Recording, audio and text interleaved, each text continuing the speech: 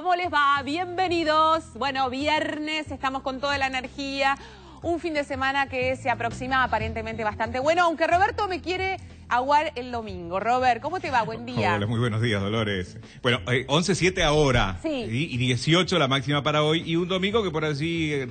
Empieza el frío, sí. empieza la lluvia. Y con un poco de agua por la tarde, ¿no? Bueno, a propósito de este frío con el que hemos amanecido, en casi todo el país podemos decir, ¿no? Bufanda, gorro, por todas partes, definitivamente se empieza a acercar el invierno y hay síntomas que hay que tener en cuenta con respecto a la gripe A, porque si no te vacunaste, también hay tratamientos para la gripe A en caso de habértela contagiado. ¿Cuáles son estos síntomas, Roberto? Los síntomas de la gripe A son similares a los de la gripe estacional. Sí. Fiebre alta, más de 38 grados, decaimiento, tos, congestión nasal, dolor de cabeza, de garganta y muscular, malestar generalizado, diarrea y vómitos, en especial en los niños, Dolores. Bueno, les contamos que están como siempre nuestros teléfonos abiertos. ¿Cuáles son? 4535-0705, 4535-0706 con el 011 para los que llaman desde el interior. Y tenemos un mail que está disponible para que nos escriban. médicos@tvpublica.com.ar. Bueno, decíamos, y la presentación del programa tiene que ver con que hoy vamos a hablar de una enfermedad muy, pero muy dura, no solamente para quien la padece,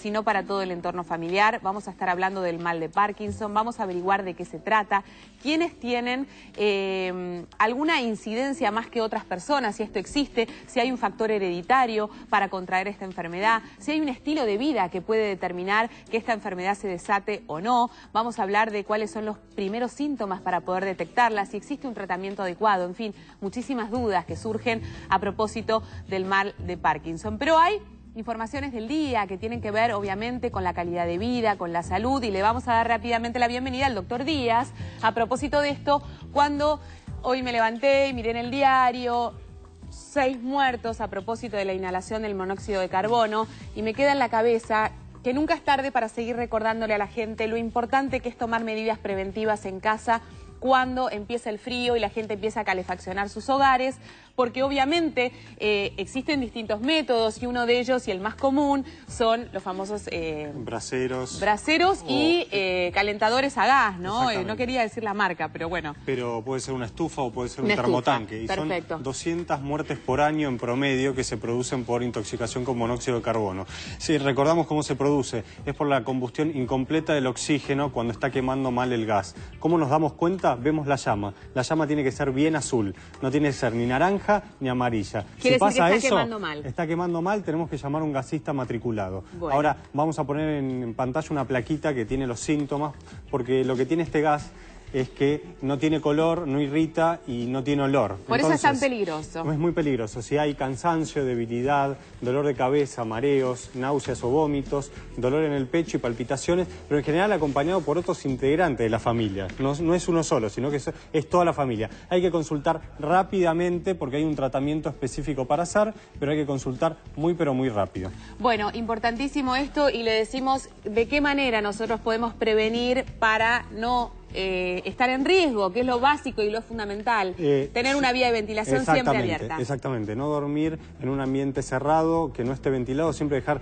una ventanita abierta y chequear antes de que empiece el frío real, ¿sí? Todas las estufas, todos los braseros, todas las termotanques o calefones para ver que estén haciendo una buena combustión. Y siempre me acuerdo del doctor Guevara en esto porque me parece importante el consejo. Muchas personas definitivamente cuando hay fríos muy duros y que no tienen estas posibilidades porque no tienen los recursos, muchas veces es más importante calefaccionar las casas durante todo el día. Totalmente. Y hacer que la casa tome cierta temperatura y dormir realmente bien abrigados. Exacto. Y apagar tanto la estufa y apagar el brasero, porque esto definitivamente es un riesgo. Exacto, y podemos ponernos más ropa para dormir, como hacemos con los bebés. Si tenemos el ambiente ciertamente calefaccionado. Totalmente. Le damos la bienvenida al doctor Berman, porque también hay noticias que me repercuten a mí en este caso, porque vamos a hablar de los celíacos.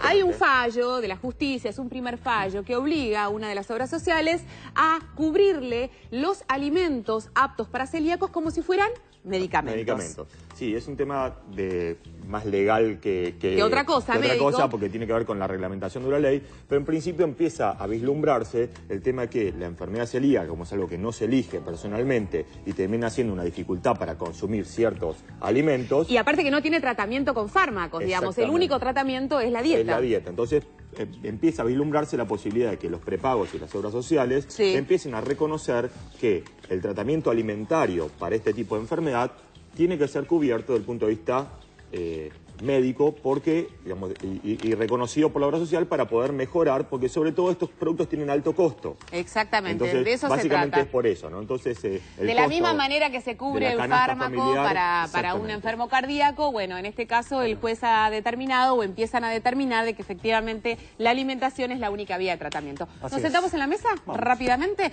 Porque hoy vamos a hablar de una enfermedad, como digo yo, que es muy dolorosa. Es muy dolorosa en todos los sentidos, porque es una enfermedad degenerativa en un punto, que empieza a provocar cambios muy bruscos en la persona, quien la padece, que muchas veces uno no toma conciencia de si efectivamente tiene o no tiene los síntomas, porque al principio son como ciertamente imperceptibles, y después se transforma en una enfermedad que se va acrecentando y va acentuando estos síntomas, y va generando muchos cambios en la calidad de vida, no solamente del paciente, sino de la familia. En un ratito vamos a estar hablando con Ezequiel y con Guido, pero ahora fuimos a un congreso que se especializaba justamente en el mal de Parkinson y nos habla y nos definen de qué se trata esta enfermedad. La enfermedad de Parkinson, primero hay que saber que es una de las enfermedades más frecuentes, enfermedades neurológicas más frecuentes de las llamadas enfermedades degenerativas del sistema nervioso. Estas son enfermedades que afectan selectivamente a un grupo de células en el cerebro y dependiendo del grupo de células que se afecten van a ser los síntomas que presentan. La enfermedad de Parkinson es una enfermedad degenerativa como la enfermedad de Alzheimer, pero que afecta células que tienen que ver con el control del movimiento del individuo.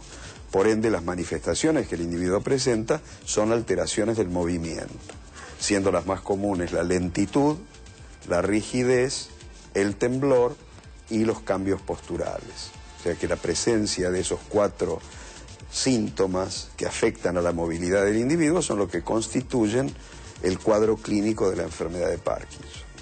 Aun cuando el diagnóstico de la enfermedad de Parkinson se hace sobre la base de la presencia de estos síntomas de trastornos del movimiento, se sabe que la enfermedad comienza mucho antes y que incluso muchos de los síntomas que preceden a la aparición del temblor, la rigidez o la lentitud son síntomas que nada tienen que ver con alteraciones del movimiento.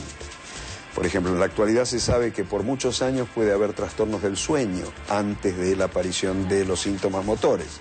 Se sabe que puede haber alteraciones del olfato, o sea, reducción de la capacidad olfatoria.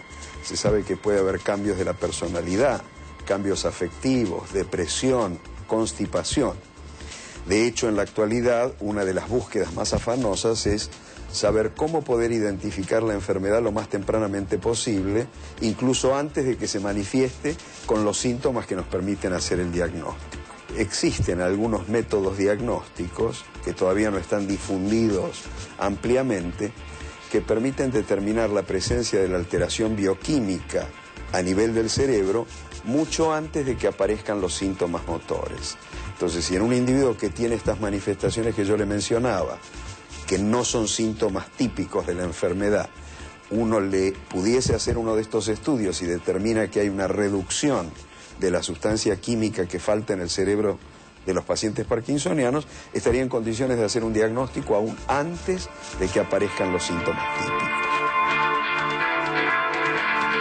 Bueno, qué interesante, ¿no? Y nosotros, mientras que escuchábamos al doctor, decíamos, en algún punto todos tenemos algún síntoma que puede hablar de una enfermedad del mal Parkinson, ¿no? Porque el dormir mal, el tener quizás problemas en el olfato, en fin, son cosas, como siempre pasa en estas enfermedades, muy difíciles de diagnosticar de manera temprana.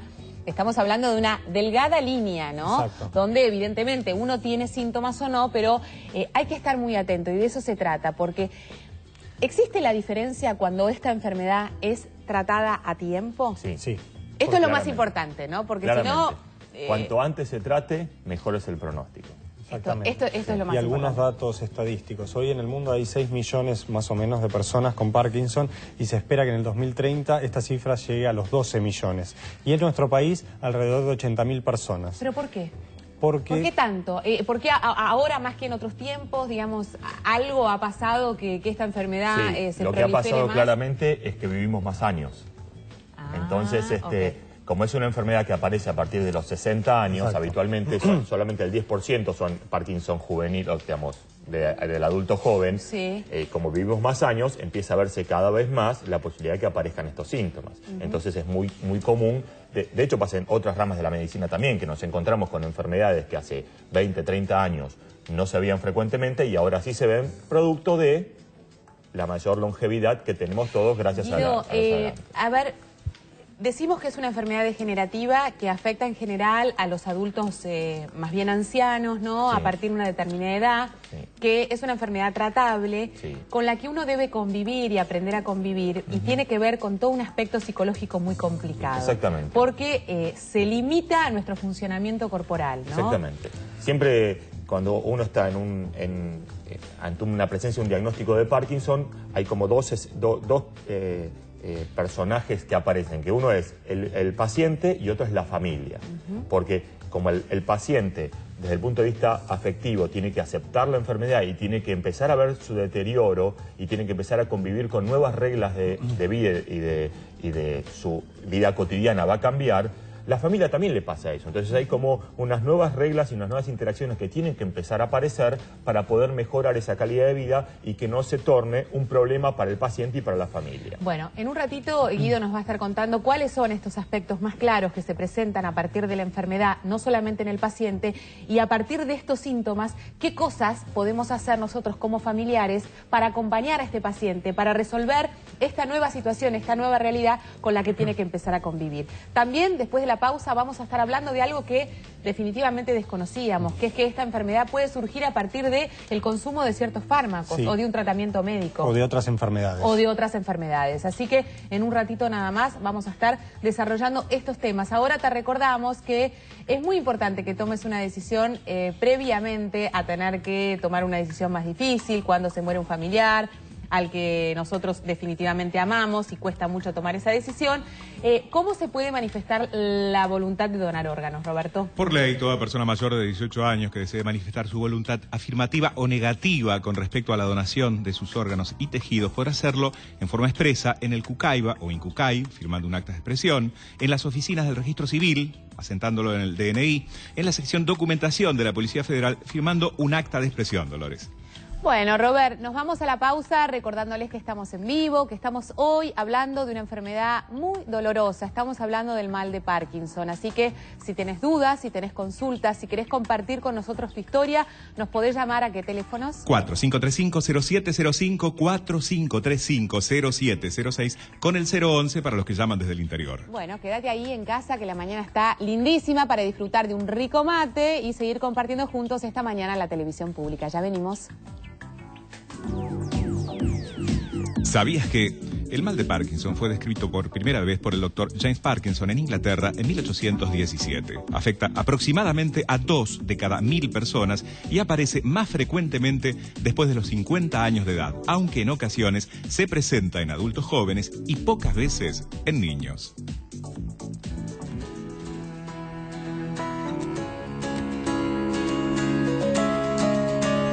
Te prefiero fuera de foco.